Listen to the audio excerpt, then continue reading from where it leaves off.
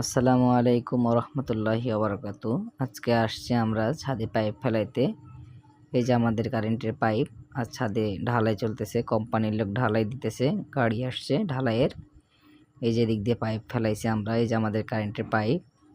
আমি দাঁড়ায় আছি রোদ্রের ভিতরে, জানি পাইপে পাড়া লেগে কোনোভাবে না ভেঙে যায়। হাতে এই যন্ত্রপাতিগুলো সবসময় রেডি রাখতে হয়, কখন কে পাড়া দিয়ে ভেঙে ফেলে, তখন সাথে সাথে ঠিক করতে হয়। এখন এদিক দিয়ে ঢালাই হবে, আর আমি দাঁড়ায় দাঁড়ায় পাহারা দেব, জানি কোনোভাবেই পাড়া দিলে জানি ভাঙার সাথে সাথে ঠিক করতে পারি। আর অনেক বড় ছাদ, ঢালাই দিতে অনেক দেরি হবে, তাই লাঞ্চ একটু দেরিতেই হবে।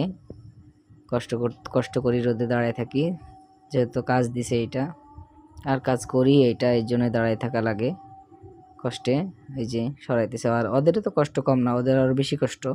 সরাই কোম্পানির লোক, ওরা